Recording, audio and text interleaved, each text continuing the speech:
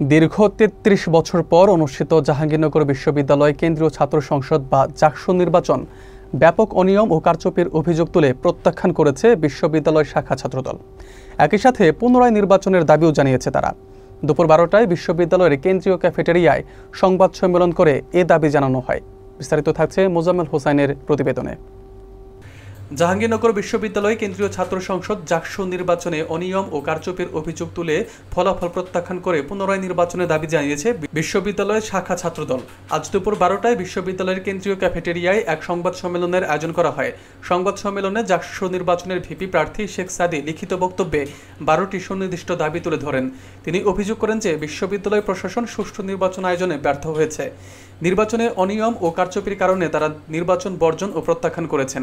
একই সঙ্গে তিনি পুনরায় জাকসু নির্বাচন দেওয়ার জন্য বিশ্ববিদ্যালয়ের প্রশাসনের প্রতি আহ্বান জানান।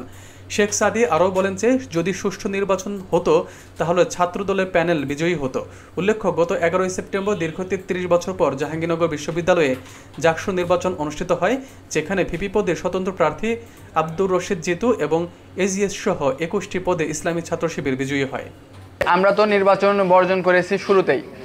নির্বাচনের দিনে ৩:৩০টার দিকে আমরা ওই সময় তাৎক্ষণিক যে প্রতিক্রিয়া, এই প্রতিক্রিয়ার মাধ্যমে আমরা নির্বাচন বর্জন করেছি এবং আমরা এতদিন নির্বাচনী যে কালচার অথবা রাজনৈতিক কালচারকে আমরা সম্মান দেখিয়ে বিশ্ববিদ্যালয় প্রশাসন এবং আচরণবিধি থেকে শুরু করে নিয়ম নীতিকে সম্মান জানিয়ে আমরা প্রশাসনের কাছে নির্বাচন কমিশন বরাবর বারবার লিখিত দিয়ে আমাদের এই অভিযোগগুলোর সমাধান সুরাহা চেয়েছি।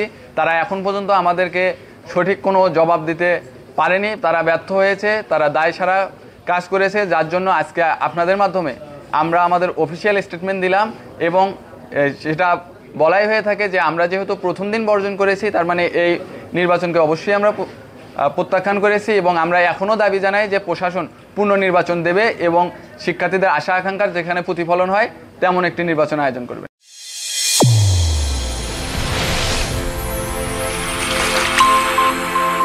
চ্যানেল A1 হৃদয়ের স্পন্দন।